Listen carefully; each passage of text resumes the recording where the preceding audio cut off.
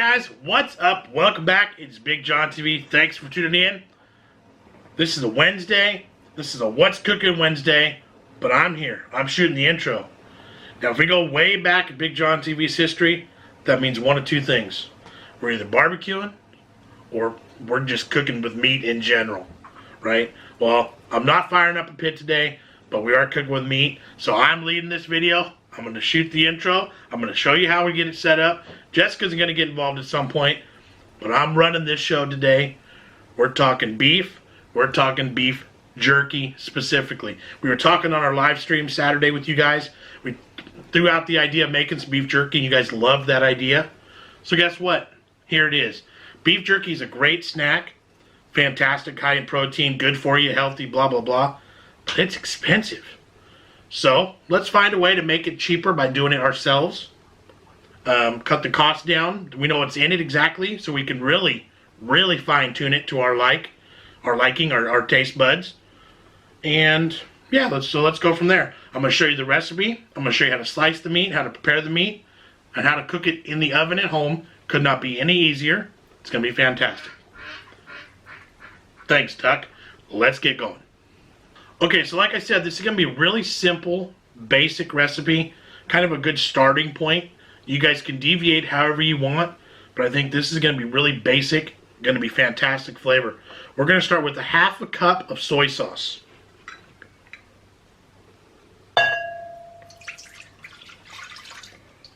Boom. 3 tablespoons of liquid smoke.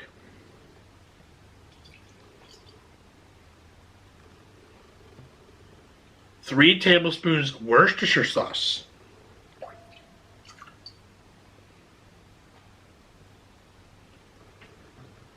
We have 4 tablespoons of light brown sugar. Theoretically, dark brown would work too. I don't know why it specifically has to be light. It doesn't, but whatever. 4 teaspoons of salt. This is kosher salt. We've got 4 teaspoons of pineapple juice. Now, pineapple juice will give it a nice little zing. It'll also help in tenderizing the meat just a little bit, which is a good thing. Teaspoon of coarse ground black pepper.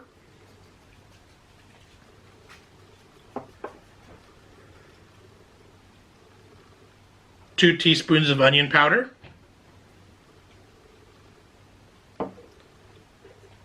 2 teaspoons of smoked paprika.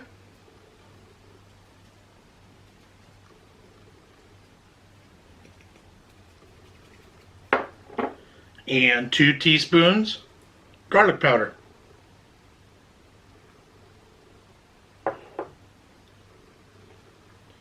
This is the Worcestershire. There was still some in there. All right, I'm going to whisk it all together. That smells fantastic. So this amount of liquid should be good for a 4-pound batch of beef jerky. Depending on if you're making more or less, you're going to have to adjust your recipe.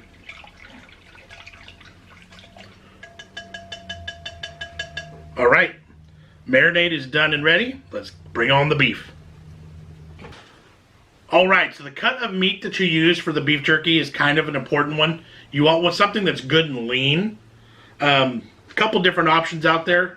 I went with top round. Our grocery store was actually running a sale, so it worked out kind of good. So these hunks of beef were buy one, get one free, so we only spent $17.45, and we ended up with over 4 pounds of beef total, so it was a pretty darn good deal.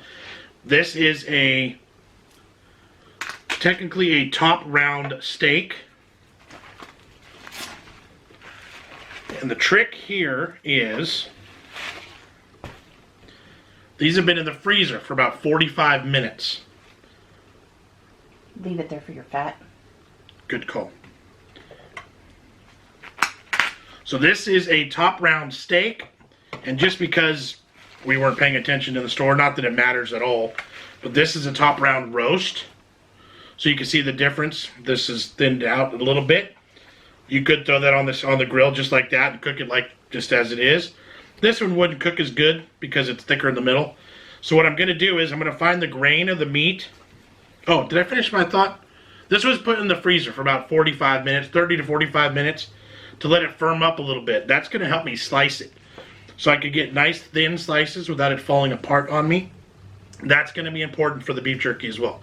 All right, so let's find, see the grains of the meat, the way that they run here, this way.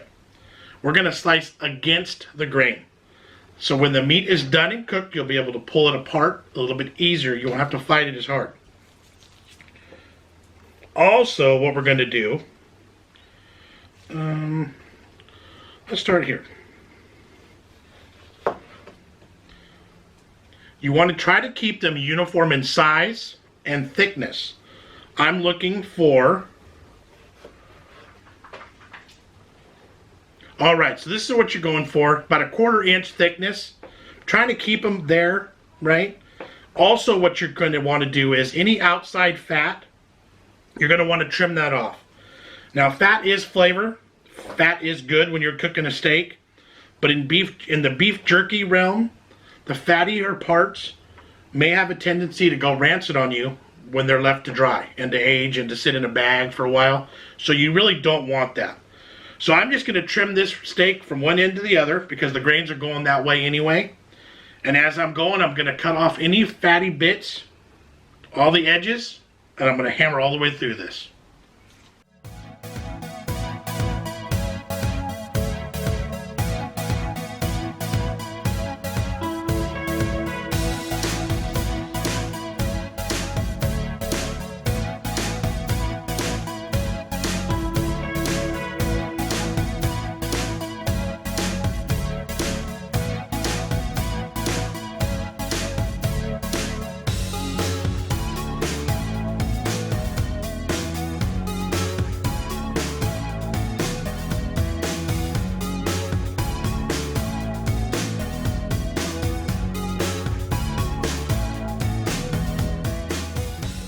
Alright, so now that the steak is done, I'm going to get into this roast. This roast is going to be a little bit more difficult.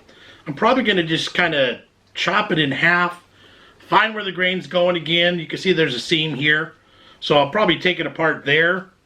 And again, you just find that grain, go against it, cut it up into strips.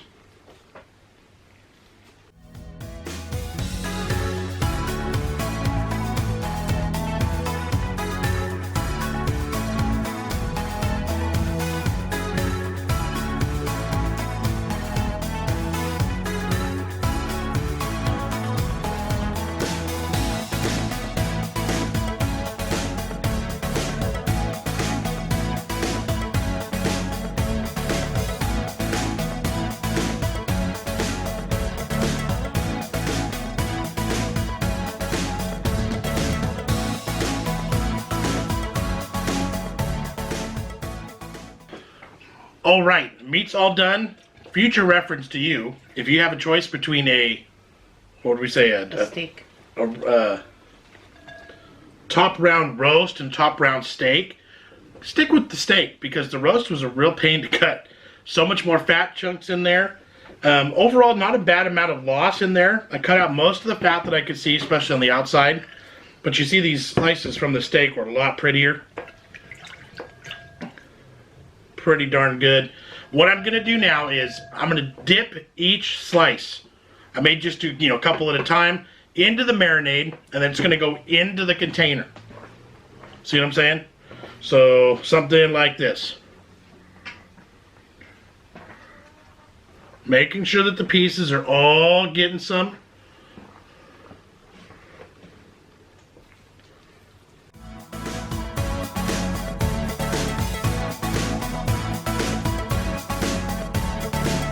Yeah, if you were to just dump these in the container and then pour the marinade over the top, you wouldn't get equal distribution. To be really difficult.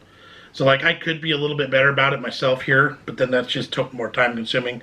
But you're getting them in there, making sure that everything's getting marinade on them. That's the key. You want every bit of meat completely covered in this sauce.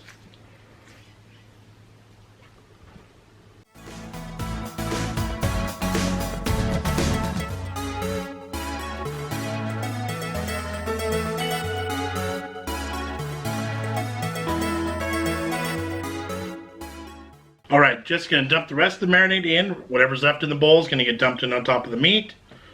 I saved this little piece of meat out there just to make sure I get one last little swipe in the bowl. Get it all out.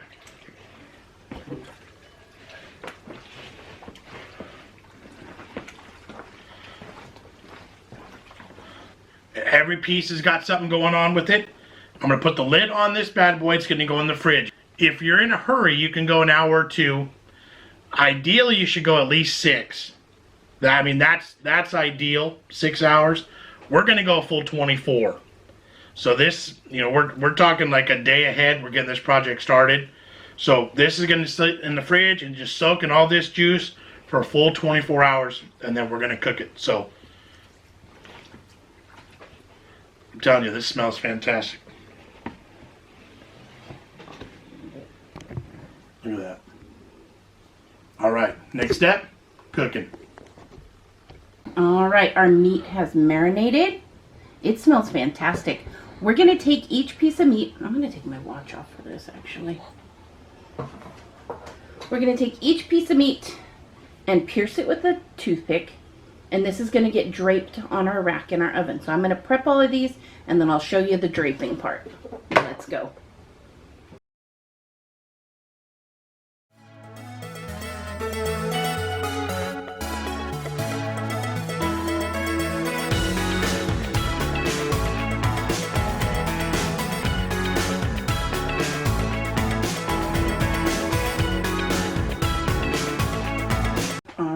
There we have it. That is a huge pile of meat. We're going to take this over to the oven and we're going to drape them across our racks. Let's go. Alright, you'll notice that here we've got our bottom rack totally covered in foil. Our other rack is up as high as it can go. We want to leave as much space between each of these pieces of meat as possible. I'll just start sliding them in here.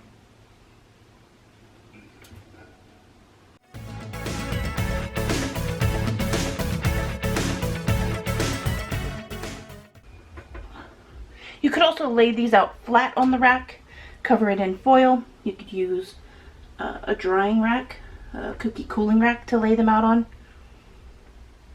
You just want to make sure you get nice airflow around all of them.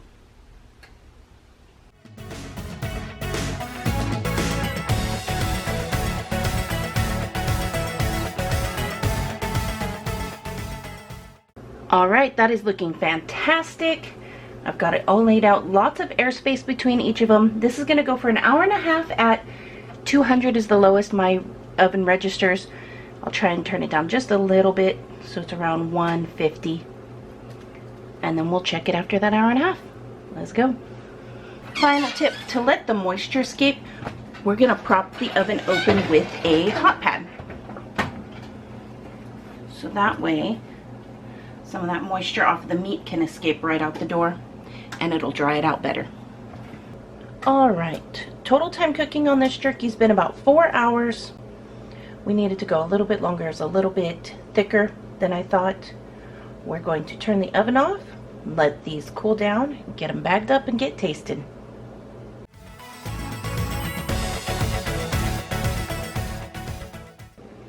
Alright, beef jerky, final stage. Ready to eat now.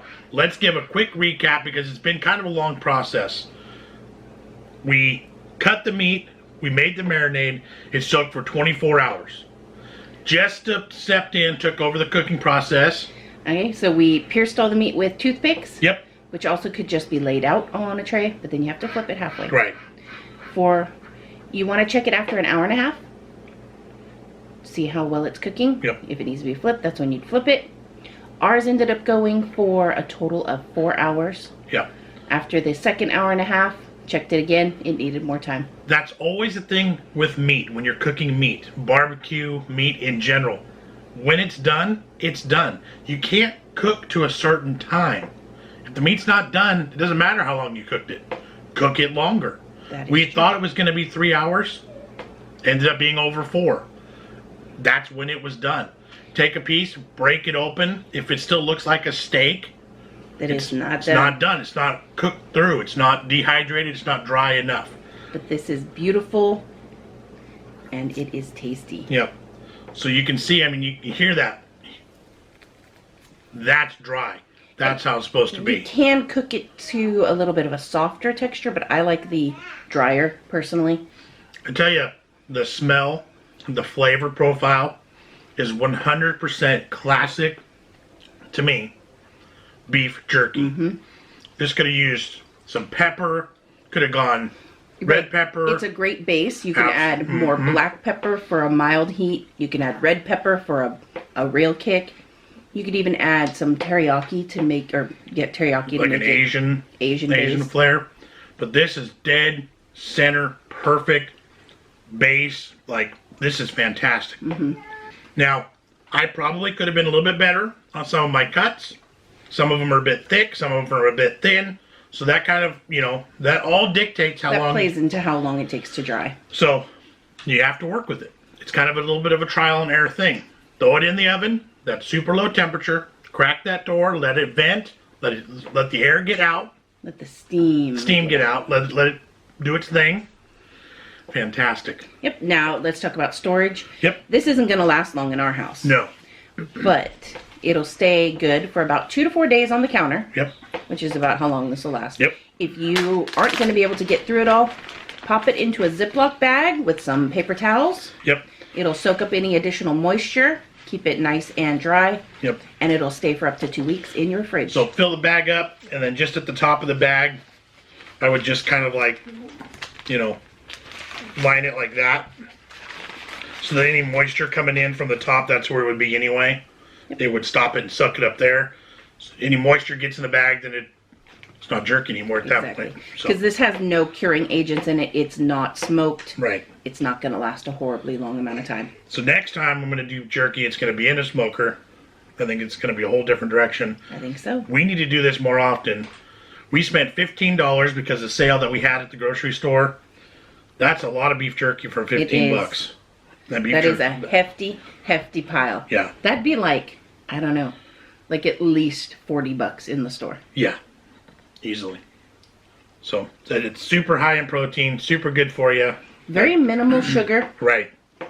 Fantastic flavor. Yep. I hope you guys give this one a try. Yep. It is delicious. Smash that thumbs up if you haven't already. Subscribe if you haven't done that. Make sure you ring that bell for notifications so you know when we post our videos. If you dig our recipes and dig our rest of our videos, share them with your friends. Bring people into BigJon TV. Yep. And you can find us on Facebook, Twitter, Instagram, Discord. We're all over the place. Yep. Hope you guys enjoyed this video. Catch you on the next one. All right, thanks. Bye. See you.